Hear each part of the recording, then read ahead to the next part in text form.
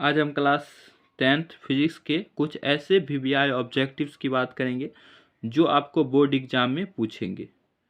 हम ये 2 पेज का ऑब्जेक्टिव है, इससे आपको 20 नंबर नहीं पूछा तो बेकार, 20 से ज़्यादा ही पूछेगा। हर साल 20 से ज़्यादा ही पूछता है। कभी पिछला साल जो है 23 नंबर का पूछा था। अब देखो, ये ध्यान से सिर्फ पढ़ना है, ठीक है।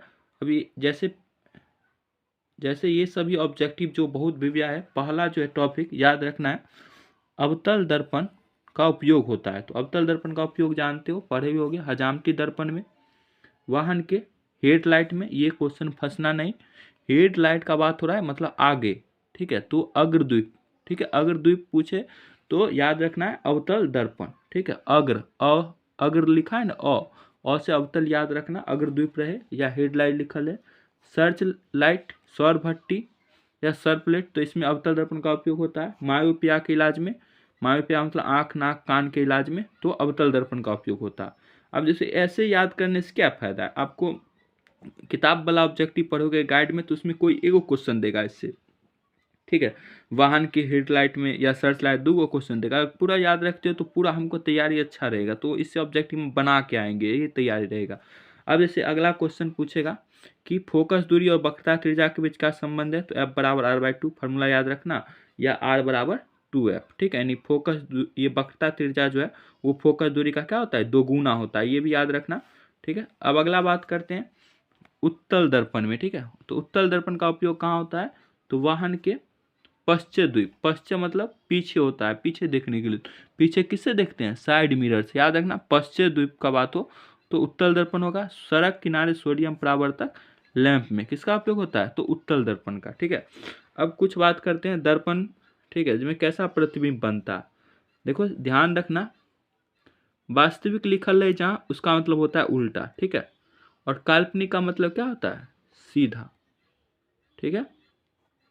तो जैसे अवतल दर्पण में पूछे कैसा प्रतिबिंब बनता है, तो वास्तविक और काल्पनिक दोनों हमेशा बड़ा बनता है। जैसे अवतल दर्पण का उपयोग होता है हजामती में, तो वहाँ क्या होता है, सब बड़ा बड़ा दिखाई देता है। तो अवतल दर्पण में बड़ा बड़ा दिखता है। उत्तल दर्पण में काल्पनिक, काल्पनिक मतलब हम क्या बताए, जहाँ काल्पनिक लिखल रहेगा, काल्पनिक मतलब होता है सीधा, तो काल्पनिक सीधा, और वस्तु से हमेशा क्या बनता है, छोटा। और एक है समतल दर्पण, तो समतल मत इसमें काल्पनिक और काल्पनिक लिखा रहेगा तो उसके साथ हमेशा सीधा रहेगा ही, लेकिन समतल दर्पण में कैसा बनता है, वस्तु के बराबर, ठीक है। अब है अवतल लेंस रहे तो लेंस में कैसा बनता है, काल्पनिक एवं सीधा, और उत्तल लेंस रहे तो वास्तविक और काल्पनिक, यानी कि दोनों बनता है, ठीक है। कुछ अब इसमें से ऑब्जेक्टिव आपको 1 से 2 नंबर पूछेगा।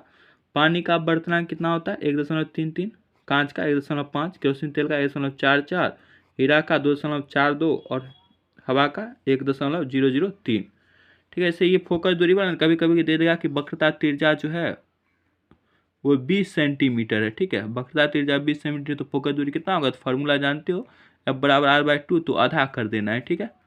या फिर दे देगा फोकस दूरी 10 सेंटीमीटर है तो वक्रता त्रिज्या कितना हो जाएगा, तो आर फार्मूला में रख लेंगे 10 दूनी 20 सेंटीमीटर। तो ऐसे वाला ऑब्जेक्टिव भी पूछता है। अब बात करते हैं कुछ माध्यम में प्रकाश की चाल, जैसे निर्वात, निर्वात में कितना होता है, 3 × 10⁸, या शून्य कहे, हवा कहे, कांच में 2 × 10⁸, जल में 2.25 और हीरा में 1.23 × 10⁸, ठीक है। इसका अपवर्तनांक याद रखना 2.42, और क्रांति कोण होता है 24 डिग्री, ठीक है।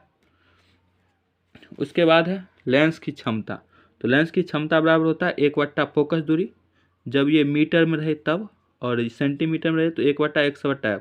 कभी कोई क्वेश्चन देगा कि लेंस का क्षमता जो है, फोकस दूरी जो है वो 25 सेंटीमीटर है, ठीक है। तो लेंस क्षमता क्या होगा, तो इसमें क्या है सेंटीमीटर में, तो ये फार्मूला लगाएंगे, P बराबर 100/F सेंटीमीटर वाला, ठीक है। तो 100 और 25 दिया हुआ है तो 25 काटेंगे तो कितना हो जाएगा, 4, 4 आंसर होगा, ठीक है। कितना आंसर होगा, 4। जब फोकस दूरी दिया रहे सेंटीमीटर में तो ये फार्मूला लगाएंगे, मीटर में रहे तो ये फार्मूला लगाएंगे, ये वाला, ठीक है। और सेंटीमीटर में ये, इसका ऐसा है मात्रक डायोप्टर होता है या मीटर इन्वर्स होता है, ठीक है। डायोप्टर या मीटर इन्वर्स होता है। उसके बाद यदि प्लस में लिखल रहे, ठीक है, क्षमता जैसे लिखल रहेगा 2.35 प्लस 2.35 डी, ठीक है। जिससे लिखा प्लस, ठीक है, मतलब प्लस रहे डी जैसे 2.35 डी का चश्मा है तो कौन सा लेंस होगा, तो प्लस में है तो उत्तल लेंस का। अगर -0.05 डी लिखा हुआ है तो समझ जाना अवतल लेंस है, ठीक है। अब है दृष्टि दोष। दृष्टि दोष पढ़े होंगे, निकट दृष्टि दोष जिसमें निकट का दिखाई देता है दूर का नहीं, इसको मायोपिया भी याद रखना है, ये तो सब जानता है। तो अवतल लेंस को कौन सा लेंस कहते हैं, अपसारी लेंस, ठीक है। तो निकट दृष्टि दोष के अपसारी लेंस। दूर दृष्टि दोष, अगला क्वेश्चन है हाइपोमाइट्रोपिया, उत्तल लेंस का उपयोग करते हैं अभिसारी लेंस का। जरा दृष्टि दोष, बाइफोकल लेंस, द्विफोक्सी लेंस का उपयोग करते हैं। अबिंदुकता में बेलनाकार लेंस, ठीक है, ये उपचार के लिए करते हैं। अबिंदुकता में क्या होता है, क्षैतिज और लंबवत के बीच अंतर नहीं कर पाता। और जरा दृष्टि दोष में पता ही है, न दूर का दिखाई देगा न निकट का। दूर दृष्टि दोष है तो दूर का दिखाई देगा, निकट का नहीं। निकट है तो निकट का दिखाई देगा, दूर का नहीं, ठीक है। पढ़े होगे, ये दो फॉर्मूला याद रखना है दर्पण सूत्र में, ठीक है। ये क्या होता है, प्लस में रहता है और ये माइनस में रहता है। आवर्धन बराबर क्या होता है, -v/u, प्रतिबिंब ऊंचाई बट्टे वस्तु की ऊंचाई। प्रकाश के प्रकीर्णन, जैसे आकाश का रंग नीला दिखाई देना, सूर्योदय का लाल नीला का जब बात हो, ठीक है, रंग का जब बात हो तो प्रकाश का प्रकीर्णन होगा। उसके बाद है प्रकाश के अपवर्तन का उदाहरण, जैसे पानी में रखा हुआ सिक्का, पानी में रखा हुआ छड़ टेढ़ा दिखाई देना, पानी भरा बाल्टी कम गहराई प्रतीत होना, या पानी में रखा सिक्का उठा हुआ प्रतीत होना। तो ये वाला जो बात हो ना पानी में, ठीक है, पानी की जब बात हो तो हमेशा प्रकाश का अपवर्तन। या फिर तारे का टिमटिमाना, ठीक है, तारे का टिमटिमाना, ठीक है। तो ये भी प्रकाश के अपवर्तन के कारण ही होता है। या क्षैतिज दिखाई देना, ठीक है, या सूर्य का थोड़ा दिक्कत हो रहा है, ठीक है, सूर्य क्षैतिज दिखाई देना, ठीक है। सूर्य का यदि क्षैतिज दिखाई देने का बात हो या तारे का टिमटिमाना तो उसमें भी प्रकाश का अपवर्तन ही होता है, ठीक है। अब आगे दूसरा पेज को जानते हैं, ठीक है। तो अब हमको कुछ मात्रक याद रखना, इससे भी आपको 1 से 2 नंबर पूछेगा। विद्युत धारा का मात्रक एम्पियर, विद्युत विभव पूछे और विभवांतर दोनों का मात्रक होता है वोल्ट। तीसरा है प्रतिरोध का मात्रक ओम, लेंस की क्षमता का डायोप्टर और मीटर इनवर्स उधर भी बता चुके हैं। विद्युत आवेश का कूलम, प्रतिरोधकता का ओम मीटर, एक है प्रतिरोध का ओम और एक है प्रतिरोधकता का ओम मीटर। विद्युत शक्ति का वाट, विद्युत ऊर्जा का जूल या इलेक्ट्रॉनिक वोल्ट। अब कुछ फार्मूला याद रखना है फिजिक्स का, इससे भी 1 से 2 नंबर पूछेगा।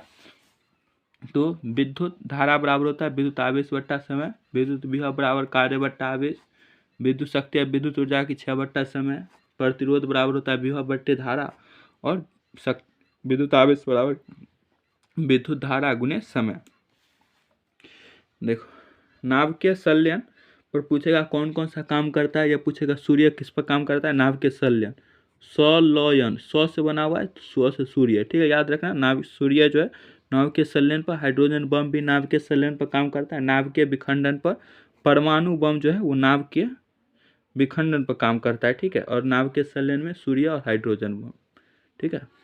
उसके बाद नाभिकीय रिएक्टर में बात करते हैं। नाभिकीय रिएक्टर में पूछे ईंधन के रूप में किसका उपयोग होता है, यूरेनियम और प्लूटोनियम का, ठीक है। प्लूटोनियम का मंदक के रूप में भारी जल और ग्रेफाइट का, नियंत्रक क्षार के रूप में कैडमियम और बोरॉन का, शीतलक के रूप में सोडियम का।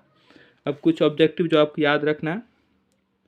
विद्युत चुंबकीय प्रभाव का खोज कौन किया, ऑस्ट्रेट। एक है विद्युत चुंबकीय यहाँ प्रभाव रहे तो ऑस्ट्रेट, प्रेरण रहे तो फैराडे, ठीक है, याद रखना। विद्युत चुंबकीय प्रभाव रहे तो ऑस्ट्रेट, प्रेरण रहे तो फैराडे, ठीक है। विद्युत चुंबकीय विद्युत ऊर्जा या जूल से संबंधित नियम है, H=I²। विद्युत धारा कुसुमीय प्रभाव संबंधित फार्मूला है। एसी स्रोत है तो एसी स्रोत क्या है, ट्रांसफार्मर। डीसी स्रोत है सेल और बैटरी। विद्युत मोटर परिवर्तित करता है तो विद्युत है तो विद्युत ऊर्जा को यांत्रिक ऊर्जा में। डायनेमो यांत्रिक ऊर्जा को विद्युत ऊर्जा में।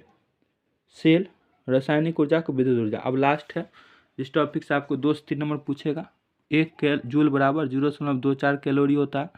1 अश्व शक्ति या HP बराबर 746 वाट। 1 किलोवाट घंटा या 1 यूनिट बराबर पूछे 3.6 × 10⁻⁶ जूल। 1 कैलोरी बराबर 4.186 जूल। 1 प्रकाश वर्ष, ठीक है, 9.46 × 10⁻15 मीटर।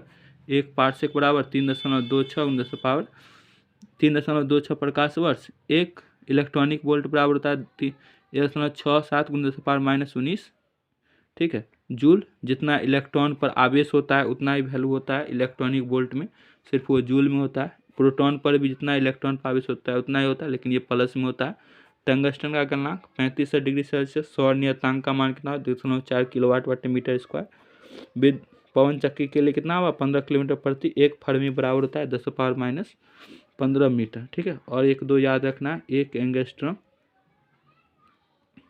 ठीक है, 1 एंगस्ट्रम बराबर कितना होता है, 10⁻−10 मीटर। और 1 नैनोमीटर बराबर होता है, ठीक है, 1 नैनोमीटर बराबर होता है 10⁻⁻9 मीटर। तो ये 3 वैल्यू याद रखना, ये सब ऑब्जेक्टिव में पूछेंगे। तो ये मोस्ट वीवीआई ऑब्जेक्टिव थे। आपको कैसा लगा वीडियो को लाइक ज़रूर करें, ठीक है।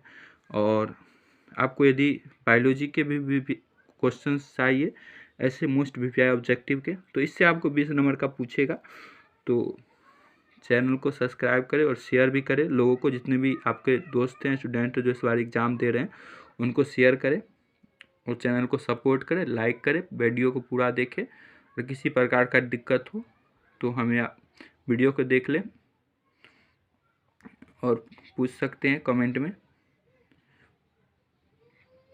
अब अगले वीडियो केमिस्ट्री की होगी, क्लास 10th केमिस्ट्री के मोस्ट वीवीआई ऑब्जेक्टिव जो आपको एग्ज़ाम में, इससे आपको 20 नंबर का मिल जाएगा। बनाना 10 ही है, मिलेगा 20 ठो, ठीक है। तो पहला जानना है सामान्य सूत्र, ये हर साल पूछता है, ठीक है। तो एक है एल्केन, ये एल्केन क्या होता है, CnH2n+2, और एल्केन का CnH2n, ठीक है। एल्काइन का CnH2n-2। इसमें क्या होता है, दोगुना से जो 2 ज़्यादा, जैसे दे देगा एक ऑब्जेक्टिव C4 देगा तो H कितना हो जाएगा, दोगुना से 2 ज़्यादा, 4 का दोगुना कितना होता है, 8 10। तो C4 और H10 पूछे क्या है, तो एल्केन है।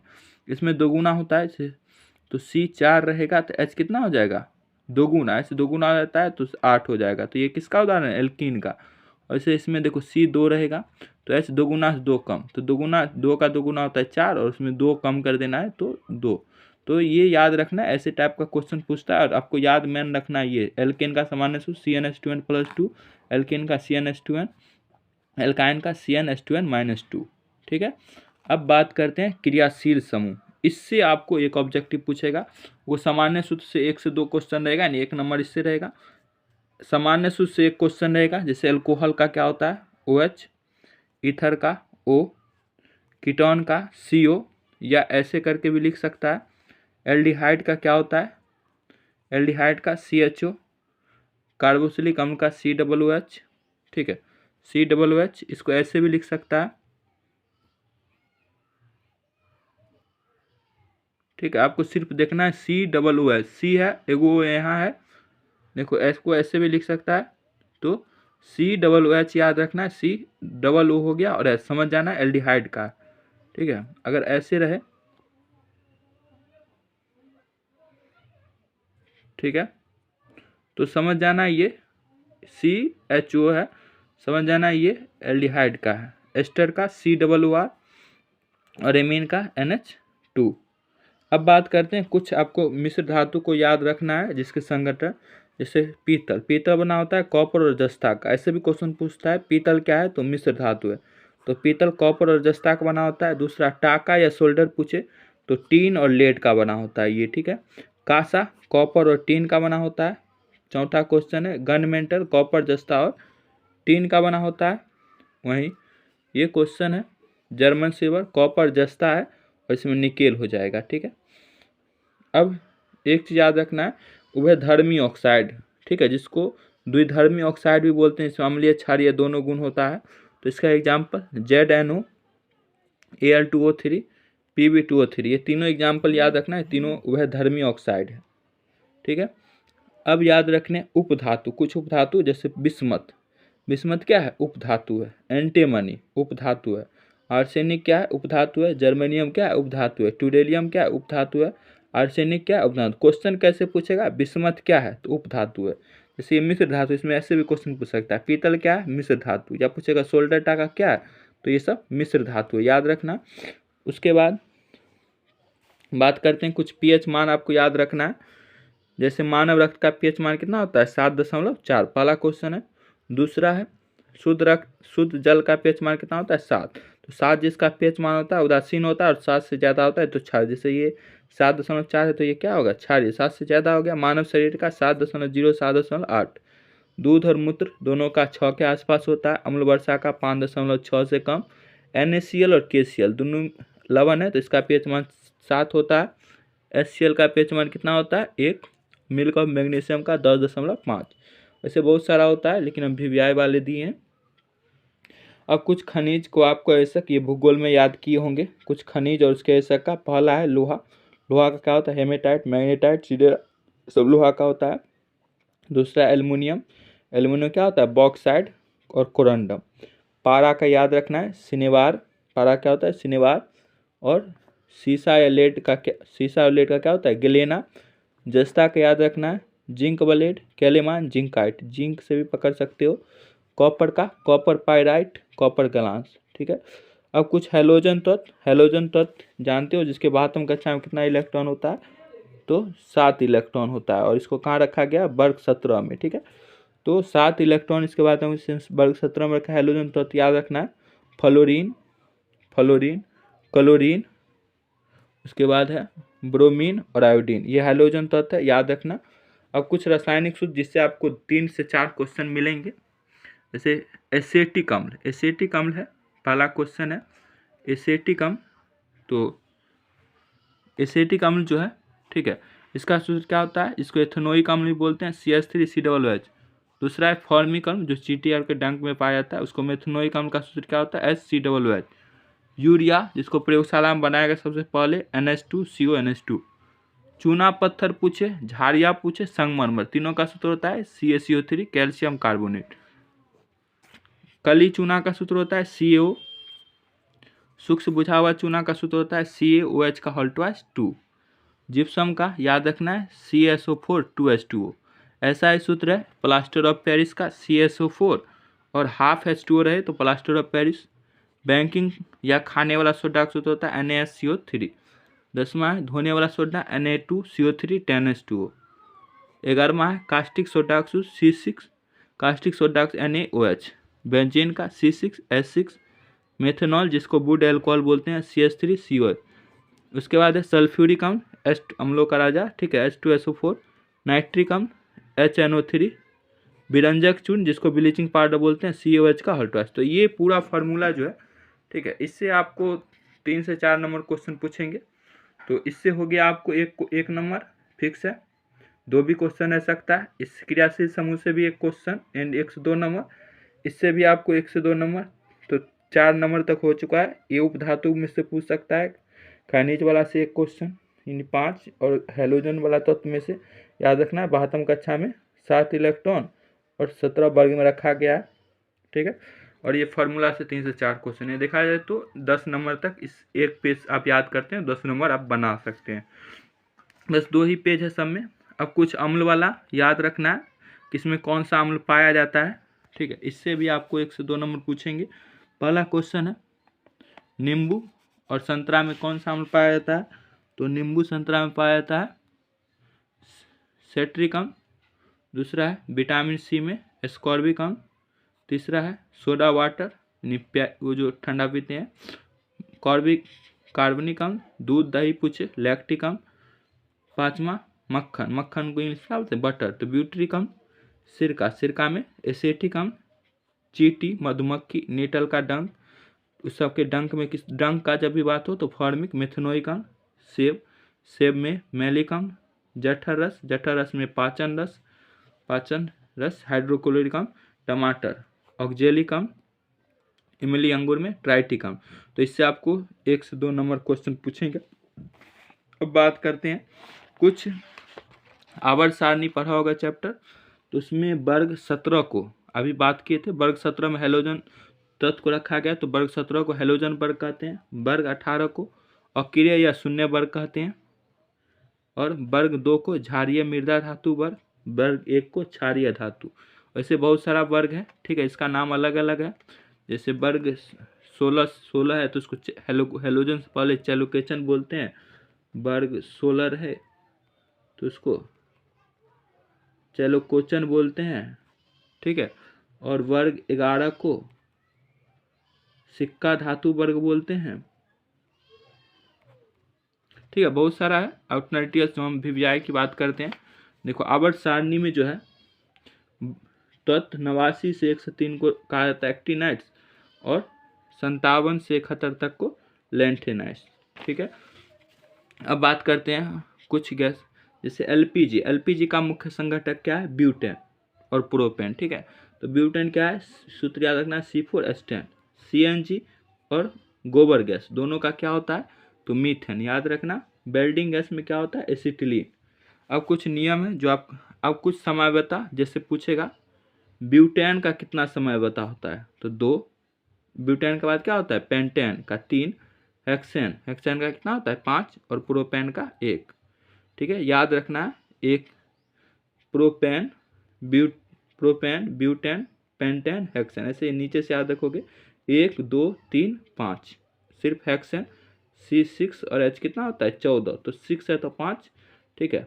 और इसमें पेंटेन में C5 होता है, H कितना होता है? 12, तो 5 का 3 है, ठीक है। ऐसे याद रखना इसको, ऐसे समय बता पूछेगा ब्यूटेन का कितना होता है या पेंटेन का कितना होता है। अब कुछ जैसे ठीक है अष्टक का नियम दिया है तो न्यूलैंड दिया है, ठीक है। तिर्यक नियम कौन दिया है? डोबरेनर। आधुनिक आवर्त सारणी के नियम का प्रतिपादन क्या है? मोसले। 4 नंबर है आधुनिक आवर्त सारणी आधारित है परमाणु संख्या पर। मैंडलीफ का आवर्त सारणी आधारित है परमाणु द्रव्यमान पर। 6 नंबर क्वेश्चन है रासायनिक परिवर्तन का ध्यान रखना, लोहे में जंग लगना, दही का बनना, फलों का पकना। प्रयोगशाला में बनाया गया पहला कार्बनिक यौगिक है यूरिया, बुल्हर द्वारा बनाया गया था। जीवन शक्ति सिद्धांत दिया है वर्जिलियस। सक्रियता श्रेणी में अंतर होता है बॉन्ड CH2 का। और अक्रिय गैस या शून्य वर्ग या उत्कृष्ट गैस का तत्व बोलते हैं शून्य। तो अक्रिय गैस में कौन कौन सा आता है? Helium, neon, argon, krypton, xenon, ठीक है। संयोजकता याद रखना है, ठीक है। तो ये निकालने का उसे याद ही रख लेना। निकालने का भी सिखाए थे। नाइट्रोजन का 3, कार्बन का 4, ऑक्सीजन का 2। pH मान बराबर फार्मूला होता है याद रखना 11। लोहे पर जंग लगना, लोहे पर जंग जिंक का परत चढ़ाना होता है जस्तीकरण बोलते हैं, एसिडोलोपन या गैल्वेनीकरण, ठीक है।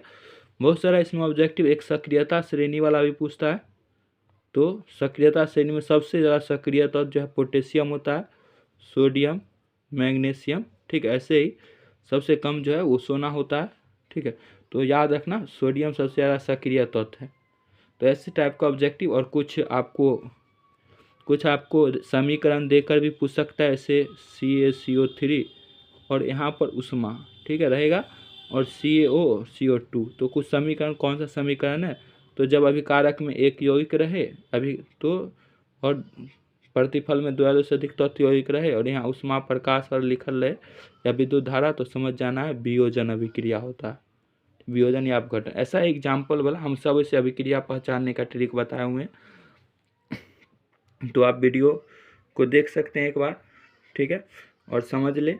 इससे आपको 20 नंबर का ऑब्जेक्टिव पूछेगा। यदि आपको बायोलॉजी का भी ऑब्जेक्टिव चाहिए तो कमेंट करें, वीवीआई क्वेश्चन के ऑब्जेक्टिव हम बनाएंगे, इससे आपको 20 नंबर मिल जाएंगे, फिक्स है 20 नंबर।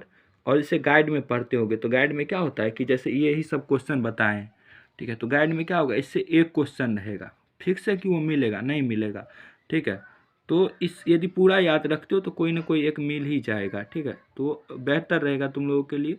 तो इसमें गाइड में क्या होगा 1 से 2 क्वेश्चन, जैसे दे देगा दूध दही में कौन सा अम्ल पाया जाता है, एगो देगा, लेकिन मक्खन सिरका ये सब तो नहीं जाने, तो ये जानने से ये फायदा होता है।